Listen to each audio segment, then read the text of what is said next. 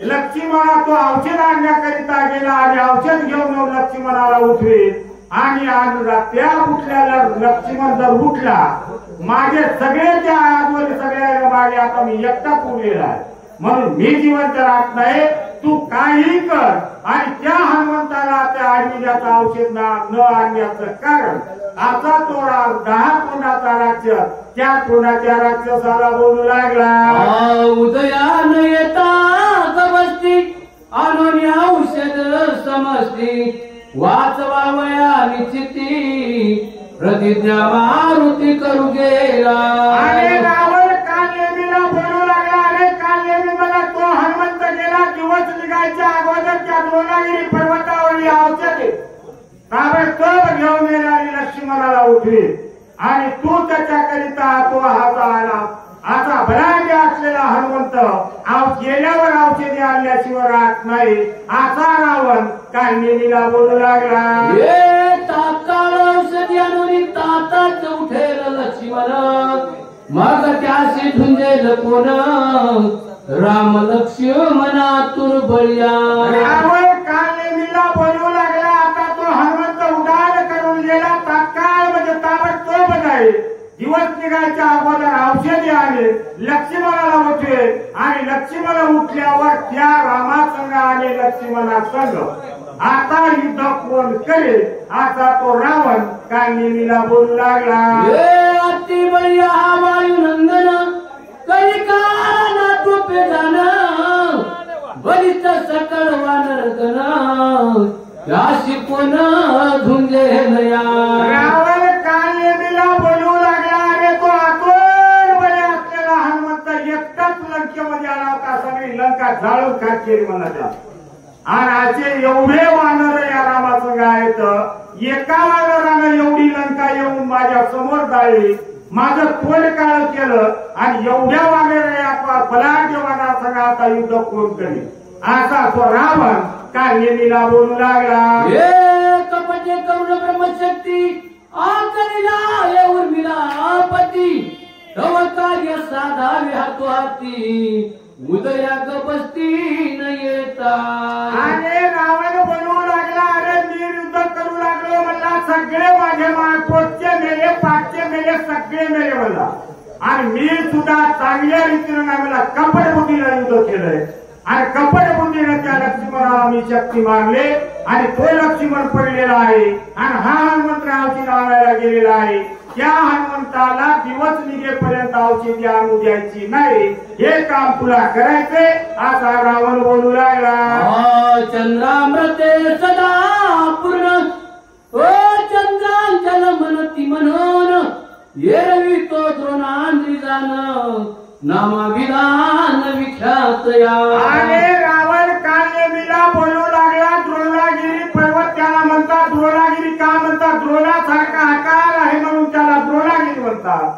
आणि जी वल्ली ज्या पर्वतावर आहे त्याला चंद्र अमृत या चंद्रापासून अमृत त्या पर्वतावर त्या वल्लीवर पडतं म्हणून त्याला चंद्र अमृत म्हणतात आणि असा तो रावण आणि तिथं हा हनुमंत औषध आणण्याकरिता जात आहे असा रावण काल नेमीला बोलू लागला रूपालया चंद्रामृत अमृत संजीवनी त्याशी म्हणत औषधी ऐसा अनंत पार्वती समस्त वर्तती अरे रावण बोलू लागला त्या पर्वताला चंद्र अमृत का त्या वलीला का मिळतात आज ती पौर्णिमा आहे आजच्या पौर्णिमेने या वरुड गावामध्ये आज एवढा मोठा योग आहे 12 महिन्यात हा फक्त एक वेळच येतो आणि ते योग आज आहे आज चंद्रापासून त्या वनस्पतीला अमृत भेटते ती पौर्णिमा आज आहे म्हणून हा योग सगळ्यात मोठा आहे म्हणून रावण बोलू लागला काल नेमीला त्या चंद्रापासून अमृत त्या पर्वतावर त्या वेलीला मिळतंय म्हणून तिला चंद्र अमृत असं म्हणतात असा रावण बोलू लागला आज येथे गेला कपिनंदन वायुमाया करून आपण त्याशी करावे विघ्न सूर्यदवजान होया अरे काल नेमीला रावण बोलू लागला तो हनुमंतराची औषध आणण्याकरिता गेला तुला दुसरं काम काहीच नाही मला आणि तो औषध आणण्याकरिता करता त्याला तुला जाऊन विघ्न करायचंय आणि दिवस निघेपर्यंत त्याला इकडे औषध आणून द्यायची नाही असा रावण बोलू लागला. तेही मायेचे लक्षण जटाधारी वल्काळंभरण सर्वांगी भस्मोदळन असाधारण ऋषी वेशया. रावण कालेमीला बोलू लागला माया कोणती करायची काय करायचं तू म्हणून रावण सांगू लागला. तू अगोदरच मायावी आहेस आणि तुला ती माया करता येते म्हणून तू काय करायचं महाराजाचा वेश घ्यायचं महाराज व्हायचं आणि महाराज व्हायचं जटा वाढवायच्या गळ्यामध्ये माळा घालायच्या आणि त्या हनुमंताला गुंतवण्याचं काम तुला करायचं असा रावण बोलू लागला. तपासवे धर्म निपुण करावाश्रम निर्माण गोवया कपी नंदन मायापन करावी. आणि कालेमीला कोणती माया करायची हा रावण सांगू लागला आणि काय म्हणला महाराज व्हायचं आणि तप आचरण करण्याकरिता पतीचं मठ तयार करायचा मोठं रमणीय स्नान तयार करायचं आणि तपाला जसा महाराज बसतो अशा प्रकारचं बसून त्या हनुमंताला गुंतवायचं काम तू करायचं. सुपक्व सुशीत जळ सुंदर वृक्ष सुपरिमळ आपण धरावे अति सुशीळ गोळांगुळ विगुंतावया. आणि तो समजा असं परिमळ सुंदर असं बगीचा तयार करायचा त्याच्यात फळाचे फुलाचे झाड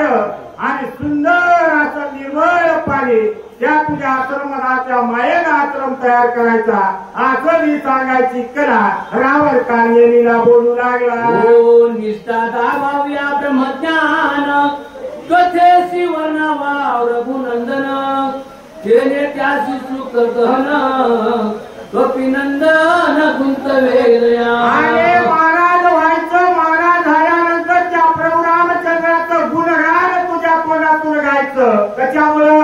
हा हनुमंतराय प्रभू रामचंद्राचा निश्चित भक्त आहे. 24 तास त्या रामाचं नाव या हनुमंताच्या तोंडामध्ये असतं म्हणून रामाचं नाव ऐकल्यावर तुझ्या तो जवळ येईल आणि तिथं गुंतल्या जाईल असा तो रावण कालेमीला बोलू लागला. आतिथ्य करावे हनुमंता ओ सुरस सांगावी राम कथा जेणे कुंते पडे कपिनाथा येथे सर्वता करावे. रावण कालेमीला सांगू लागला हनुमंतराय तिथं आल्यानंतर आतिथ्य करावं आणि हा 14 चौकड्याचा राजा रावण असलेला हे कालेमी आल्या हे आपला पोयरा ये पाणी पी बस काहीच म्हणणार नाही आणि त्याला सांगायलाय ते हनुमंत आल्यावर त्याचं आदित्य आदर कर आणि त्याला तिथं गुंतव असा हा रावण कालेमीला बोलू लागला. आज ते माशूर राक्षसी व प्राणी मात्र सगळे त्रासी आपण युक्ती साधावी ऐशी जो कपिंद्राशी तो गिळी. अरे रावण सांगू लागला मी तुला त्या द्रोणागिरीच्या पायथ्याचे तिथं का जाऊ